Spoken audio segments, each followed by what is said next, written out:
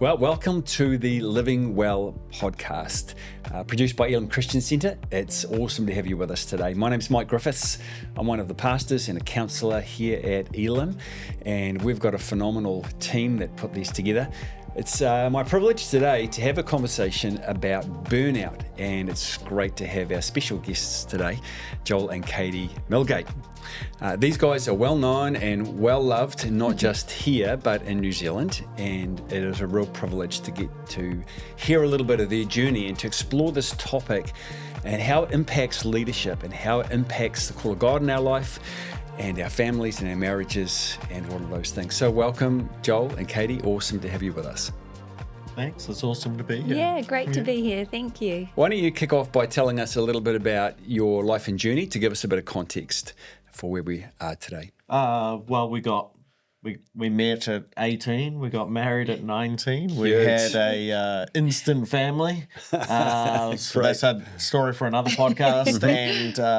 And we've got 4 kids, and we've spent most of our lives serving the Lord in some way, shape, or another, and doing whatever we need to do around that to make that happen. So. Yeah. Awesome. Katie, tell us about your leadership journey. Leadership journey. Oh, well, at first I didn't want to have one.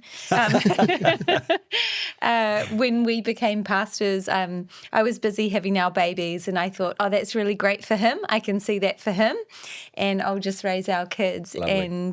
And God had another plan, and actually so did Joel, and he just kept giving me these opportunities that I just kept turning down. And then one day I really felt like God pressed upon my heart that if I didn't do something, I was being disobedient at that point.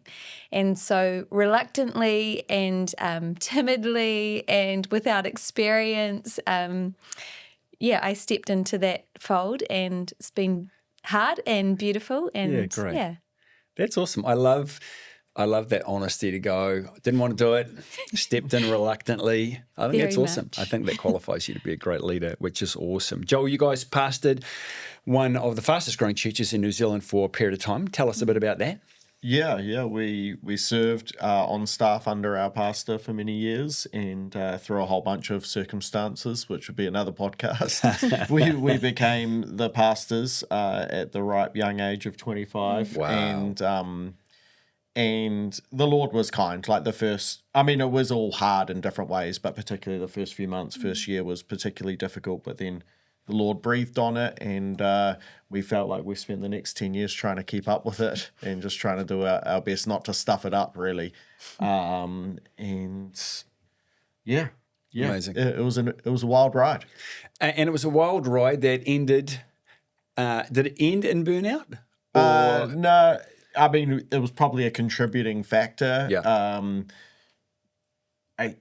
I was in full-fledged burnout in late 2020. Wow. I felt like I'd recovered as well as I could recover a few years later than that, but we felt like the Lord asked us to hand over the leadership and step aside. And so we did that in June of last year, so about 15 months ago. Amazing. And now you guys are serving with Life, doing a lot of coaching of young leaders, and is that correct? Yeah. We serve on the team at Life. It's a real privilege to be able to be a part of that, and then a bit of itinerant ministry and coaching and consulting with churches, and we're both studying as well, just because we're suckers for punishment. So.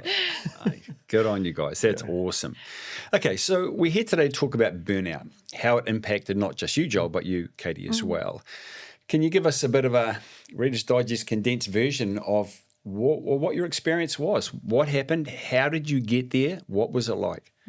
Yeah, I think, it always looks different looking back at it, and you see things different than when you're in it. But I think in hindsight, there's probably different years there where I was browning out. Yeah. Some level of close to the edge, but not over the edge.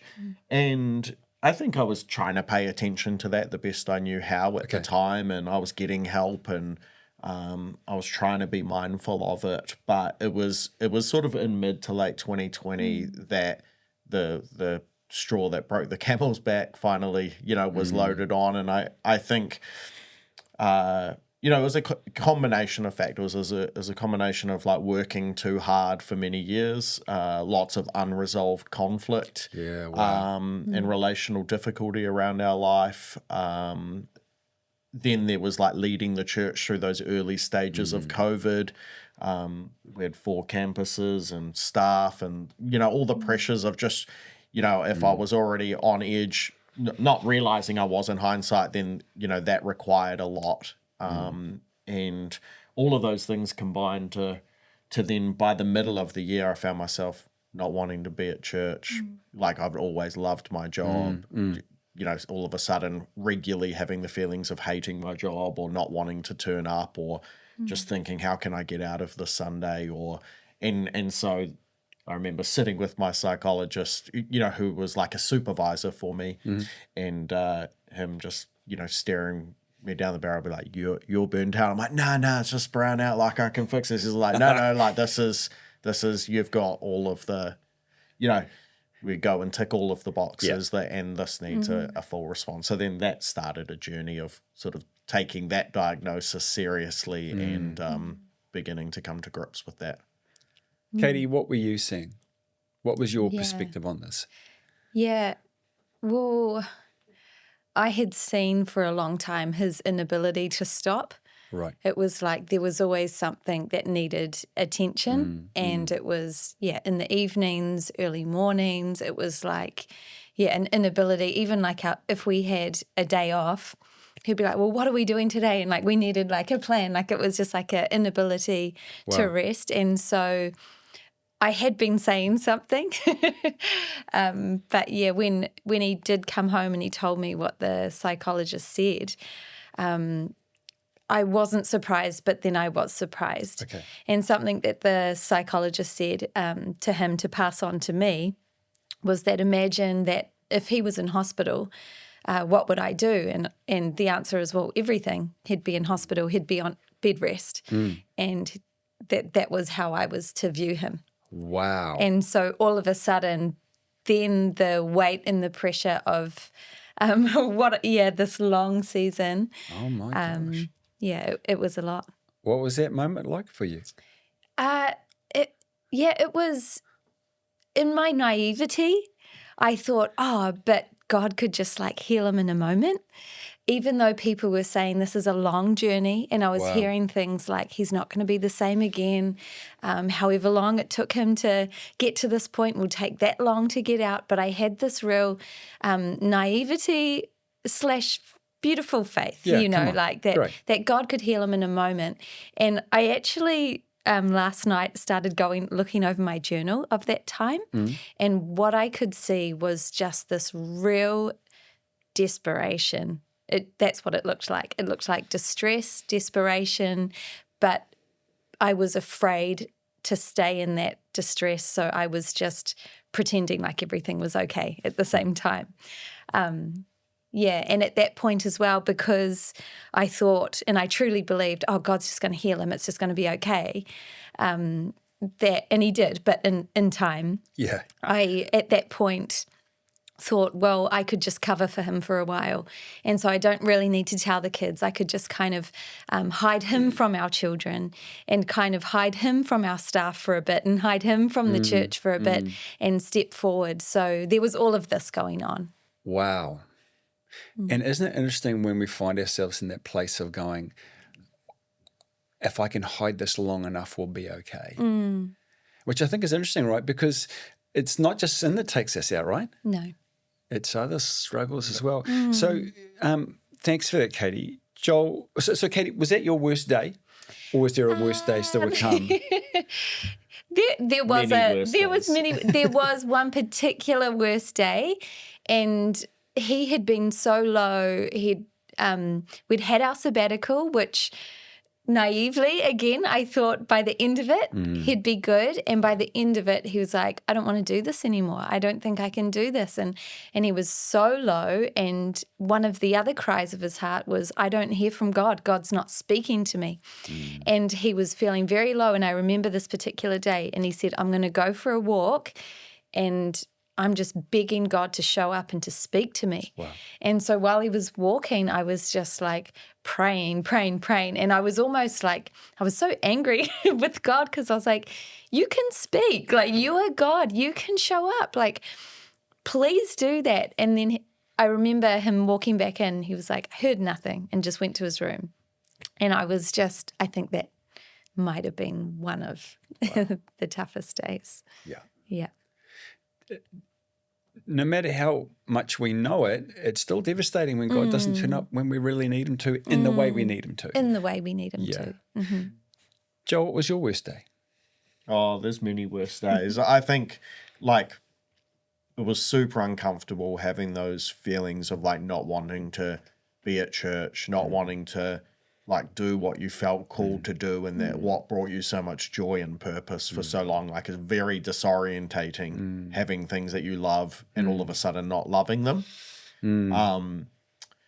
So there was those worst days. There was some really bad nights. You know, with burnout often comes different levels of insomnia or 3:30 a.m. itis or, you know, whatever it is. And it just felt like such a long season where I dread, like, you need rest and then dread going to sleep and just have these long nights on your own, not being able to sleep, but desperate for sleep and having your mind run wild. I remember on many of those nights feeling very depressed, sometimes suicidal, and Wow. yeah. And then I think when I finally did stop coming to that place where, like, I went through it, but just going back to that moment of, I don't want to do this anymore. Very, very confronting and very, hard to process. Joel, you're talking about the long nights, depression, moments of suicidality. Did you share that with Katie? I think the depression, the hard to sleep, absolutely. I think I shared the different times. Yeah, I think at the same time, wanting to protect me, he didn't share about the suicidal thoughts until he felt like that those had passed and he'd got a handle on it. Yeah. However, you do have those intuitions. And so, yeah, I didn't love leaving him too long. You're the master of the understatement, Katie. I didn't love leaving him. I think that tells a story of all sorts of distress and discomfort. And that's cool. So how was marriage in that season? How did you guys hold this together? Because lots of couples don't. But you guys did, which is awesome. What worked for you guys in that season? Katie worked for me. Great answer. Great answer. Yeah, I think there's a commitment to each other, right? And there's the in sickness and in health. And I think it's your faith in the Lord together. And I knew that we were both looking to him, and he is where our help comes from. And I had already seen in my life, we'd been through hard things before. I'd been through hard things before, and I knew that God is a redemptive God and that he would redeem this. And so Wonderful. I think a combination of hope, now if he wasn't looking to the Lord and if he had lost faith, that would be very hard. But because we both were, looking to That's Jesus, lovely. it was... So I'm hearing that there was a confidence not only in God, but there was also confidence in Joel that he was still going to God. That's right. Yeah, that's powerful. Yeah. That's great. Yeah, I think, like, when I think of those years of going through that and recovering, like, our marriage was like one of the good things in our life, you know, and so it wasn't.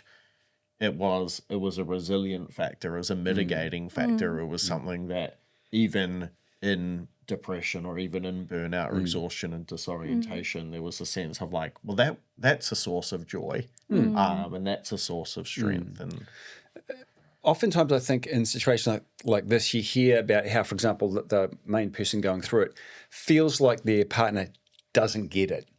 Was there a sense of that with you? Like, Katie just doesn't get it. In terms of not necessarily the burnout, but she doesn't get the pressure I'm under. She doesn't get the weight that I'm carrying. She doesn't get the responsibility I'm trying to punch through for the kingdom of God here. Was there a sense of that in your guys' marriage or not? Probably not so much in the burnout journey. I'm sure there were moments of it, but not like an overarching theme. I think those were probably some of my feelings pre-burnout, and where we were on different pages, right? Oh, no, we've got to keep up. We've got to keep doing this way. And then I think one of the great learnings through the burnout story was like, well, actually, like I always expected Katie to keep up with my pace, but actually the greater wisdom and the thing we try to more run to now is I need to slow down to hers. Oh, so good. And so I think over those few years, the transition between those two mindsets occurred. Yeah. And that's really powerful, right? Because oftentimes if we're really honest, I know for me, we tend to judge the pace of our partner. Oh, you're not running fast enough. But I'm hearing some real wisdom in that. Well, hopefully, we'll see. That's good. That's good. That's good. Yes, there's wisdom in that. Great, Katie. That's great. Yeah. So let me ask a difficult question. Is burnout a character deficit? Is it a gifting or a capacity deficit? Like people who go into burnout, is it because they're just not strong enough? Yeah, I mean, that's a loaded question. 100%. And I think I ask it because I think as a young leader, I would have assumed that. Man, I'm bulletproof. I'm going 100 miles an hour. Nothing's going to stop me. Those burnout people. Right. And look, I mean, there was something I had to do with like soul searching and what led me here, and it led me to do some like postgraduate study in it as well to try and get some of those sort of understandings.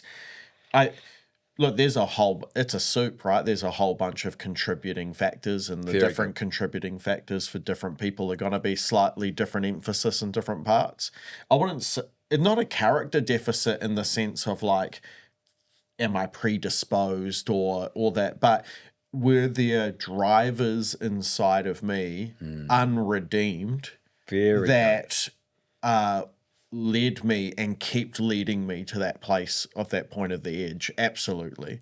And, for me, that was like external validation, right? There was something addictive, there was something validating about building ministry, about building an external identity in that sense. I felt like I had more of a place, a space in the world. I was more of a person when the church was growing, when it was going forward. And so I did everything I could to keep progressing, to keep growing.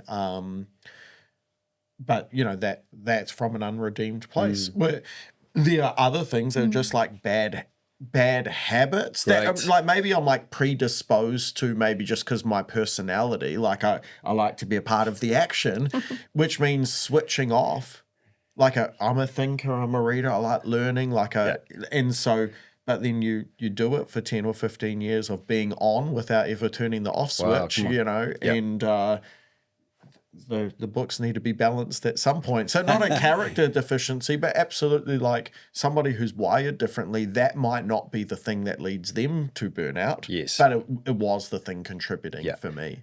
But they'll have something else that's that, right, if not redeemed, will lead them to a bad place as well. Empathy dialed up. Like, it's not an issue for me, like being too empathetic all of the time. That's not the way I'm wired. That's maybe more the way Katie's wired. Right. And that can easily lead to compassion fatigue and on to burnout if not addressed. And so, brilliant. That's exactly right. Katie, do you think that... and I'm asking this because I don't believe this, but do you think that Joel is less of a leader because of what he's been through? Because he's been through burnout, is he less of a leader? Yeah, absolutely not. I remember being told, as I said before, people would say to me he'd never be the same again, and I would try and imagine that, and that really sat ill with me. But yeah, he's not the same. He's so much better. Like, he's got a depth of wisdom and character. Come on. There's patience where there wasn't patience before.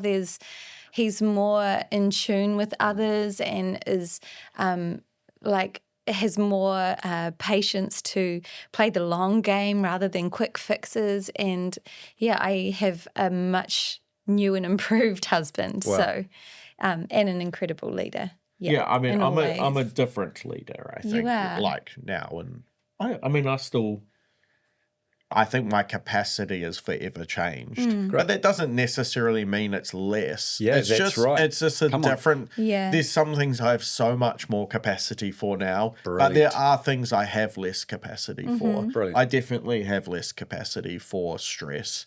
I have less capacity for unresolved things in my life. Yeah. You know, being Is that tolerated. capacity or less willingness to tolerate?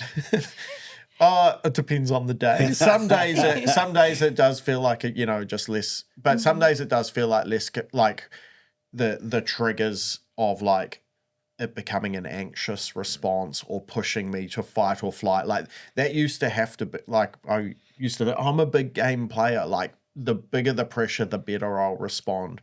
That's not necessarily the same now. That like. Those sort of pathways of fight or flight are a little bit more on the surface, and I have to be way more mindful of managing them. Very, very good. That's awesome. And of course, we're not saying that everyone should go through burnout because they'll be better leaders. Oh, please don't. Don't do it. Can be a better leader another way. Yeah. Exactly. But it does go back to what you said, Katie, that our Yeah. God's a redeeming God. That no matter what comes along in our lives, good, bad, or somewhere in between, God, if it's put in his hands, he can do something very special, right? With even the broken stuff, which is wonderful. I want to change gears a little bit, and I want to talk a little bit about the recovery aspect of what you guys went through.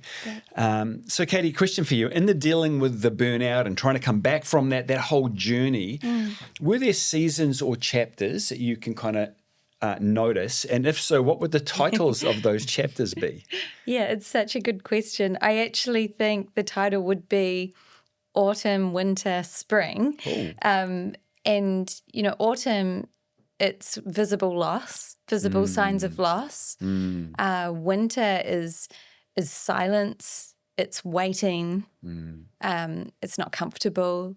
There's no signs of life. Very good. And spring is like, it's hope. It's new signs of life. It's signs of new life. And I'm a gardener. And so at that time, and we had a few other crises on top of this. And we had a son with 60% lung capacity, and he ended up with such a healing. It went to 80% to the doctor's surprise. And we had a daughter going through delicate health issues and other things in COVID. And so there was a lot going on. And I remember planting in my garden in autumn around the signs of visible loss, and that just so relating to my experience. And I started in faith just planting all of these tulip bulbs, freesia bulbs, daffodils, and I planted them. And, a whole winter comes and you really don't see anything in that winter. And it felt like that. Like I was praying, I was fasting, and I just could not see God's work. I just couldn't see it. We were just waiting. It's been faithful. And then, spring comes, and it inevitably does. And with it came, after this, walking through the distressing part of the season, the waiting part of the season, the surrender part, all of a sudden, the new signs of life are like, they're things that can't be taken from you. They're things that circumstances can't touch, It's joy in the toughest days, and it's peace that surpasses understanding. It's a delight in the Lord that will see you through the darkest things. And so it was the type of harvest that I wasn't praying for, but the Lord knew that I needed. Wow. Yeah. I guess what I'm really hearing here too is that, wow, this burnout journey wasn't Joel. Yeah. This is both you guys. Yeah. Joel, what's it like hearing Katie talk about that?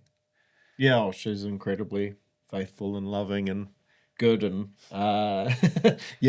She's inspiring on every level. Yeah. I remember, I think it was Henry Nouwen who said that mankind was birthed in a garden, we were saved in a garden, and we find life in gardens.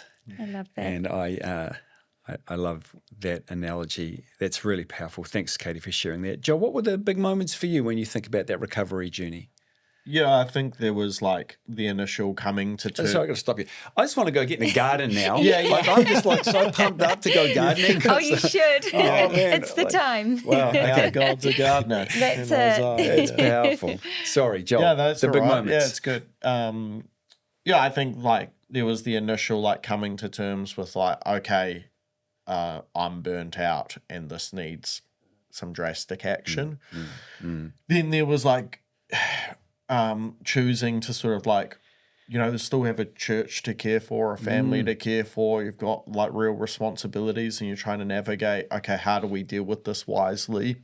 So I think we spent those first few months just trying to come to terms with things and make a plan. Then we had a sabbatical, and that actually made things worse. Wow. Like not as in that wasn't a good plan, but like it actually just brought things up. Yes. Like when we finally stopped, the picture I sort of was given was like I'd spent 10 years throwing stuff in the back seat of the car because I didn't have time to stop. And all the unprocessed hurts, all the different people, all the different relationship situations, you go, building God's church. And it's just like throwing all the trash in the back seat. And we finally stopped on sabbatical. All of that trash came to the front, like slamming on the brakes. But it didn't come as like this grief to process or that grief. It just came as a dark cloud, you know. And so things got worse when I stopped. And I think that's really important for people to realise that just having a holiday, going off to Bali for 3 weeks is not going to solve anything. And like you said, may very well make you feel worse for a season, but it's still a really important part of the process, right? It's an essential part of the process. I think like that's the mining of the soul in those times, and just being uncomfortable and becoming comfortable with being uncomfortable. Yeah, great. And just working through those things, just learning to stop, learning to not feel like I have to read books or listen to things and like keep moving my life forward, but Very good. but trust the principle of Sabbath and sabbatical, right, where God keeps working even though we're not. And then there was sort of re-entry, like, you know, this was, and like I have not drawn a conclusion yet from our life of like whether we made the right decision to keep leading through or not. Okay.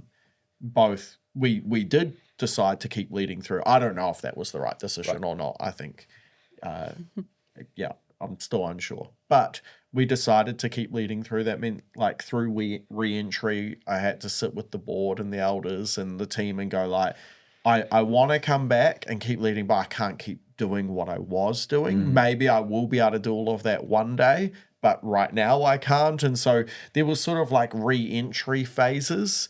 Katie took on a huge portion of responsibilities. We were a team, and then some other stuff happened in our life, which, like, this is the hard thing about recovery is, right, like, life doesn't stop. You know, that's exactly right. Everybody can't rally. And they can only rally so much. And so even though those next couple of years, it felt like at every turn, the recovery journey was being sabotaged by some major crisis or something happening in our life that was beyond our control. And so that meant it felt like 3 steps forward, 5 steps back, 2 steps forward, 1 step back. It just depended on the month or the season.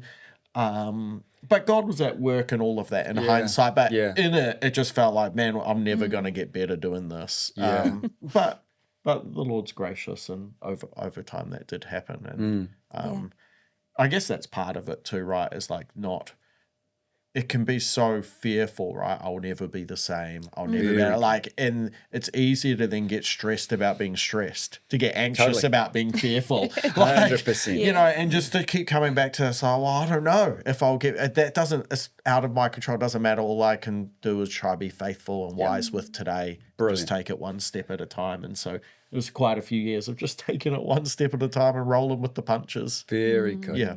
There's real wisdom in that. Katie, how would you describe the difference in your 2 healing journeys? Because obviously it was a kind of a healing recalibration journey for Joel. What was it for you? Was it healing as well? Was there brokenness that came to you through this, or was it, what was your journey? Yeah, absolutely. I think maybe because of my personality, maybe because I was a teen mum, maybe because we took on a church so young, I was so used to putting all of my needs, preferences, emotions, feelings, everything was like unvoiced. I didn't even acknowledge them really. And so this really changed my life because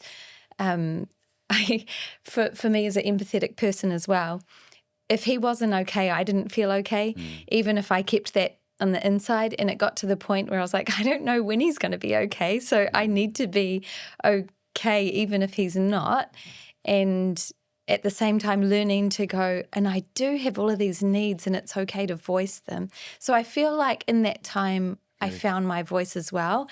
But the biggest game changer is that I learnt, you see people that go through suffering, it doesn't mean that you're going to come out a stronger, deeper, wiser, more patient, more, Christ-looking person.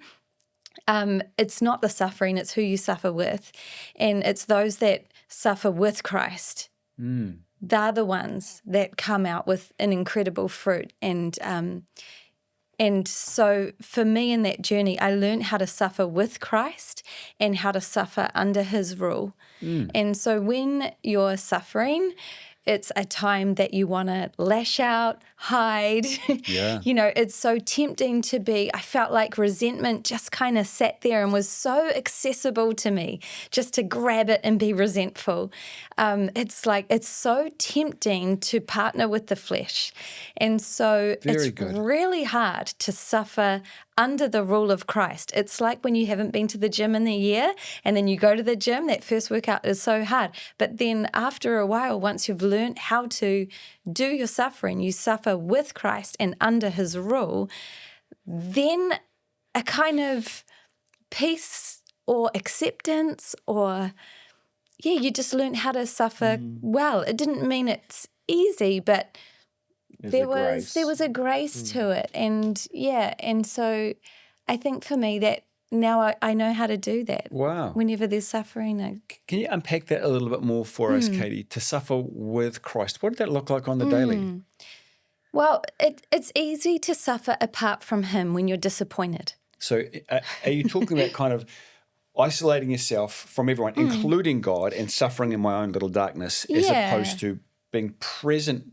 God, I need to do this here with you. Yes.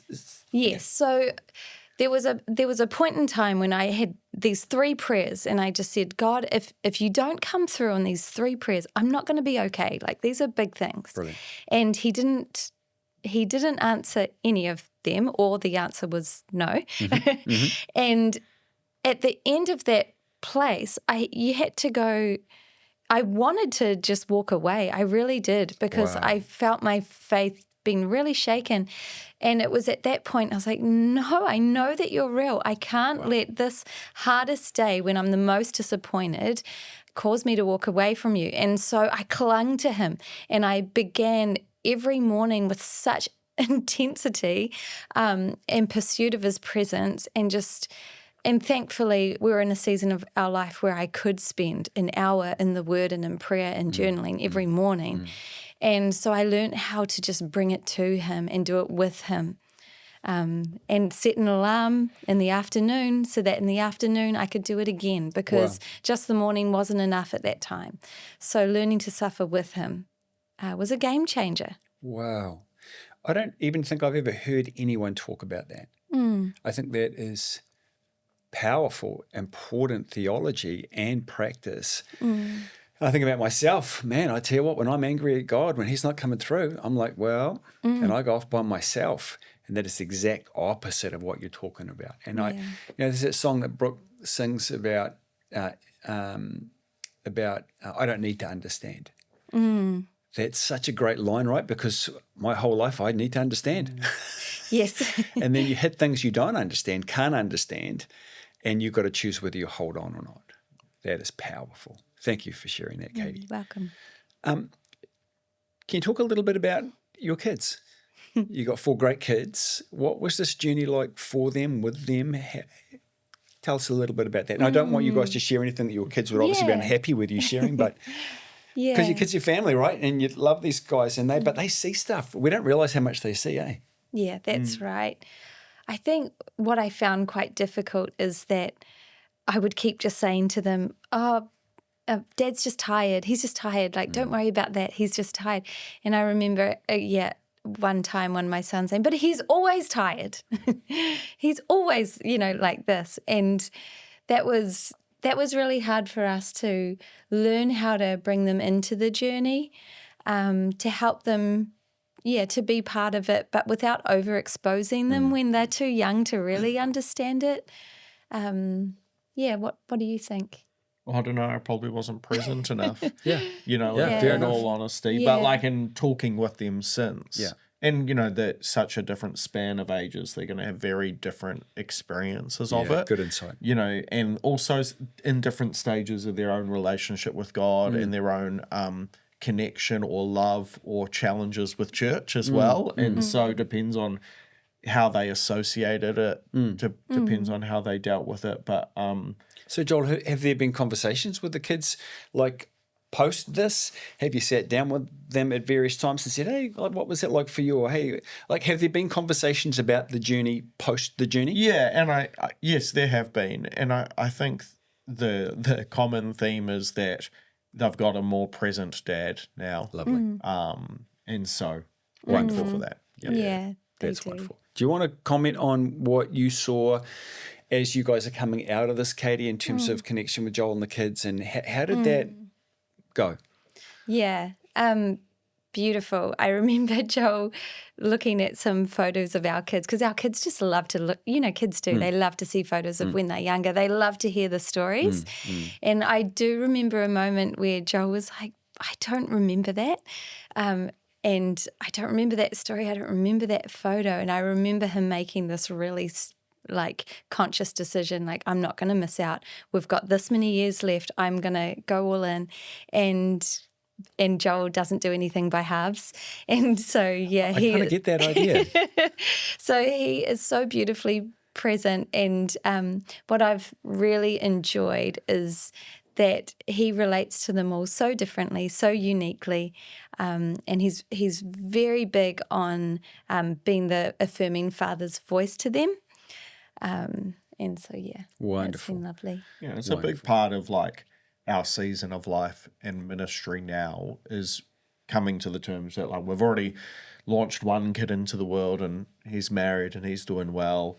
We've got one just finishing high school right now, and then we've got two more in their teenage years. And sort of like, well, we've got this very small window that keeps getting smaller to finish launching our kids into the world and to prepare them for the world. And so part of it is like, okay, well, like, in all honesty, it shouldn't be this way. But for me, the number one ministry was the church for many of those years. And, it depends how we define the term. My family's obviously a part of the church, but 100%. But most people, that's not a helpful way to talk about it. And so we've gone, in this season of our life, our number one ministry isn't that. We've got a small window, shrinking window. We want to launch our kids in the world. That's our primary mission, and everything else has to suit around that, which is it's a big change and challenge. But thankful for the wake up call before it's too late. So good. Yeah.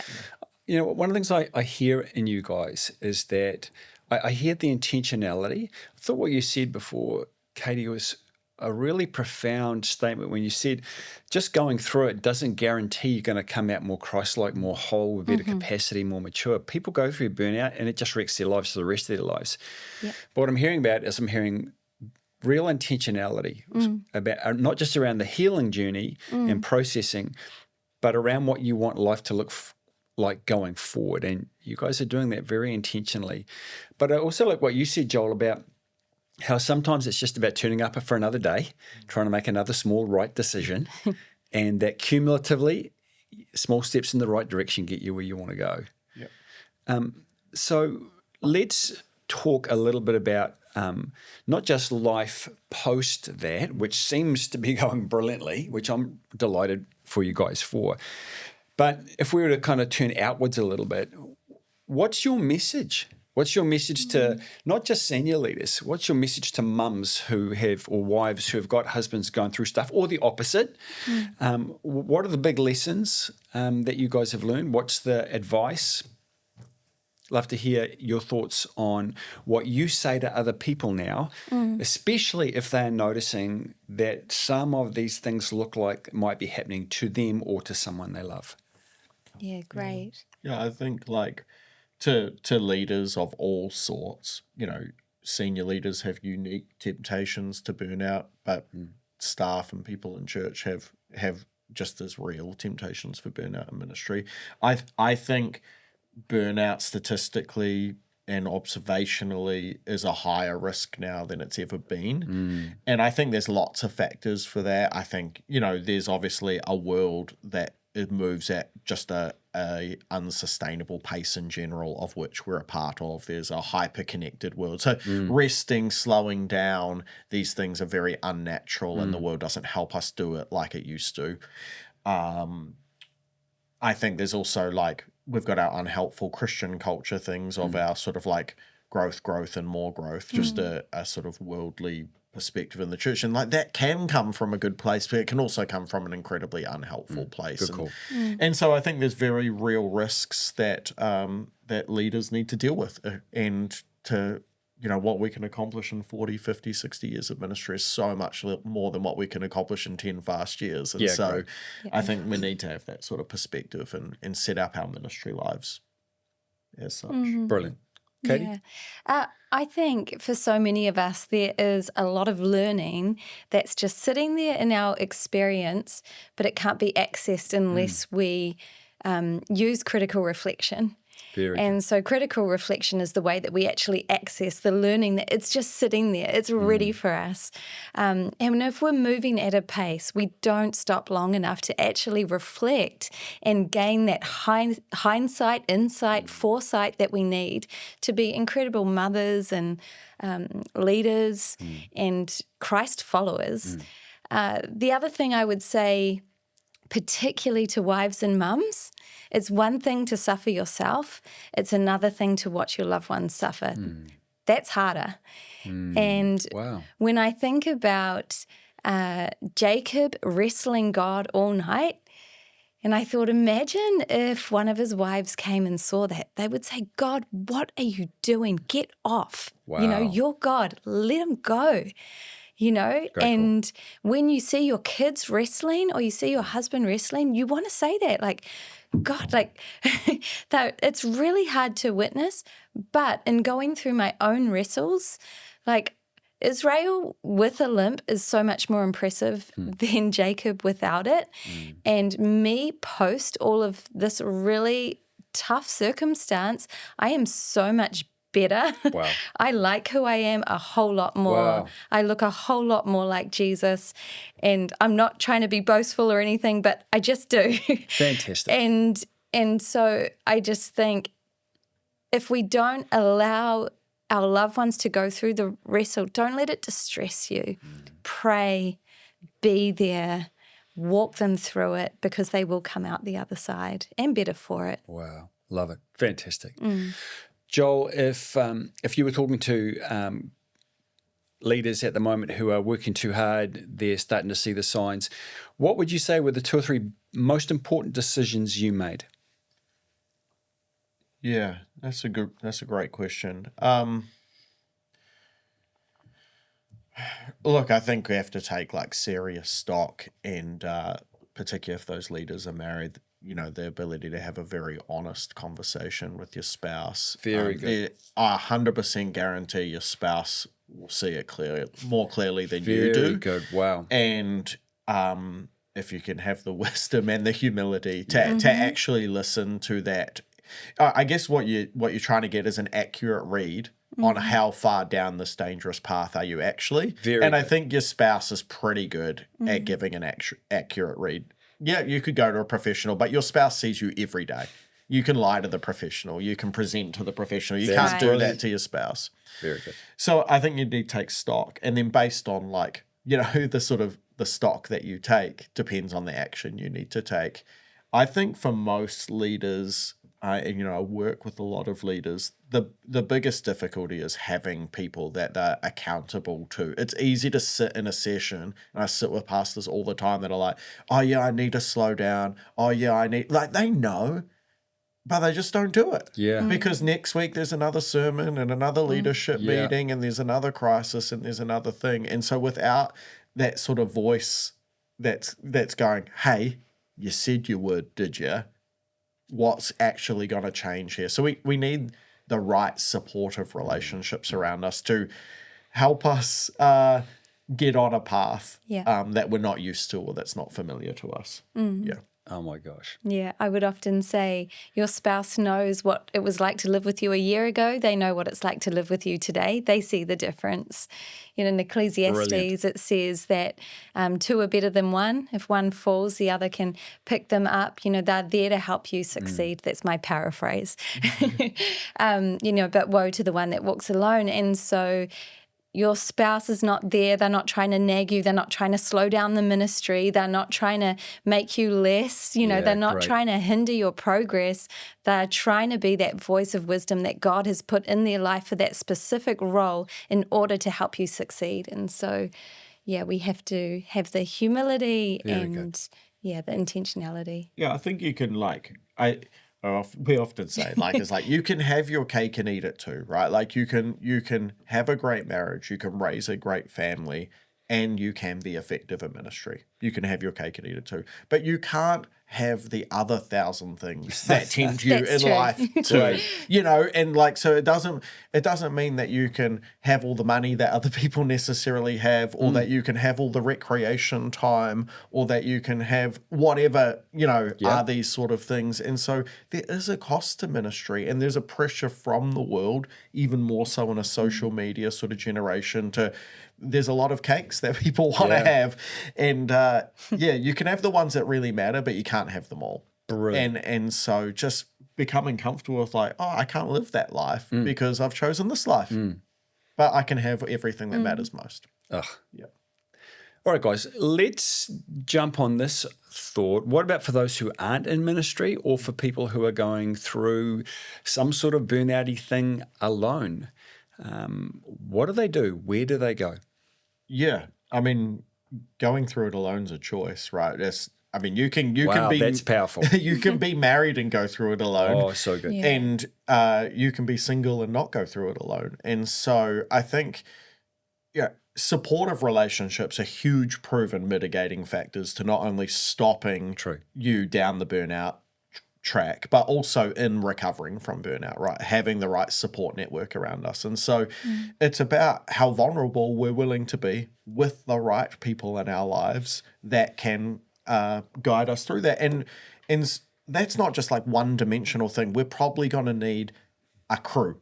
We might need a professional that's helping guide us through. We will probably need a pastor of some sort, because the professional might not be keeping us focused on God, but God has a plan. And the pastor's going to keep us in prayer, in the soul work, and we're going to need friends that are just there to laugh with and enjoy life with. One of the big things is we can't often reduce the stress in our life. Like, most of us don't have that level of control over our job and situation, circumstance to reduce stress, but we can increase joy. And joy is a massive mitigating factor. And so we can dial up some of the recreational, soul-filling, tank-filling. And what deep, meaningful friendships are some of the best of that, right? Enjoying food, laughing together, telling stories. It's like the kingdom breaks through when that happens. And so no matter our relational status, I think we can do it with people, and we should. Love it. And I love the intentionality of going, you have to lean into friends. You cannot do this alone. Katie, you got any thoughts for people going through this alone? Maybe they're students. Yeah. People maybe living by themselves. Yeah, I'll just acknowledge a tension. And the tension is that when you're going through something like this, you experience such a lack of energy, such a fatigue, and being around people can feel like it takes from you. And so I just want to acknowledge that it's not an easy ask to say, go be around people, but the fruit is worth it. So good. And so I just wanted to acknowledge that tension, that it might feel like the very last thing that you feel like doing. However, it is the way of Jesus to remain in spiritual community. And like Joel said, that joy, that's just so important. And I would just say that the biggest contributor to joy, this has been proven by many studies, is doing something for others. So true. And so when we're in this state of suffering, of burnout, it's like all you can think about is yourself and your limits. The best thing you can do, I mean, I'm old school, bake someone a cake. just do something even little for someone else. Yeah, lovely. Yeah. Now, I guess I want to add something onto that as well, Joel. You're saying for most of us, we can't reduce our stress. And I think that is largely true. But I do also think that for all of us, if actually it comes to that final thing, actually, you know what? We can quit our jobs if we need to. We can take a season out of study if we need to. I remember many years ago when we were pastoring in Dunedin, we had a wonderful young med student who just was burning out in his first year in med school. And he made the very difficult decision to step out of med school for a year, and he delivered pizzas for a year. Wow. Wondering if he'd ever come back, but he did. And I guess, too, to let people know that there are always options, right, for some of that stuff. But I love the intentionality, and I love what you're saying too, Katie, about recognizing that there is a tension, because you're right, it is exhausting. And obviously you guys found a way in the midst of your journey to keep finding joy. Yeah. I think you have to, like, whether it's burnout or, burnout often is accompanied with situational depression, anxiety. So some of these principles, even you might not be burnt out, but you might be somewhere in a depression, anxiety sort of picture. These sort of things work for both, right? And as Katie was saying, it's like we might not feel like it, we might not, but one of the helpful things is just to write down a list of things that you could do for others, a list of things that it might just be 5 things that you could do for others quickly, 5 things that you could do that bring you joy. And you're trying to like get out of that decision trap, out of that motivation trap. It's like, I'm falling low right now. Okay, what do I need to do? I'll go to my list on the fridge. I'll pull it out on my phone. Stunning. Go for a walk. Whatever it is, like, and I'm just going to choose one thing off the list, and I'm just going to go do it. I don't have to be creative in this moment because I pre-created some stuff. So just being helpful around there. I think as well, like, we have to be wary of we were talking about this before the podcast day, like self-diagnosing. Yeah. And like a lot of words, they get dragged down over time, and burnout's one of those ones. It's a clinical picture, but we use it to describe a whole bunch of situations. It's like trauma is one of those ones. It has a real definition, but we apply it to a lot of things in life. And we have to be wary of that in these journeys because, yes, you might be burnt out. Maybe. You also might just have some level of fatigue, and that's a different diagnosis with a different plan. Outstanding. You might be tired. You might just have a really bad diet and really bad habits, and we could do some simple things. And so I know it can feel heartless, but sometimes it's more of a young person thing, and I've got compassion for that, but it's like sometimes young people can go, I feel burnt out. I'm like, well, maybe, but let's have a look at your screen time.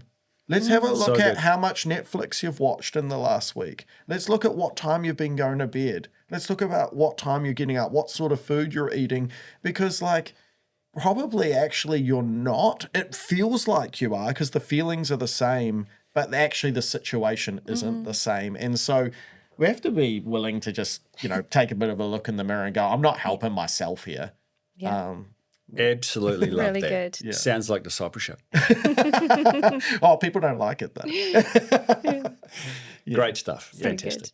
Well, that's literally all we have time for today, but my gosh, so much gold and so much great theology and as well as fantastic practice. Can't thank you guys enough for taking us into some of the difficult moments and the sacred moments. It's a real privilege for us to be able to have access to a little bit of that and learn from that. So thank you so much. So for those listening and watching, I hope you've written down some takeaways. I hope you're going out from this committing to some sort of action, whether you're in burnout or not. There's been some literally life-changing things today. Thank you, guys. We would love you to check out our other podcasts. Thanks to our guests. Thanks to the team that have made this possible today. And it's been a very, very special time. We look forward to having you check out our other podcasts, and we look forward to seeing you on Sunday. God bless. Thank you for joining us today. If this has raised anything for you that you feel like you need some immediate support, then you can ring counselling at 1737, or you can also text them. Or possibly you'll want to talk to your local pastor. If you're part of Elim Christian Centre community, then you can get some free counselling on counselling at elimchristiancentre.org.nz. Thanks for listening.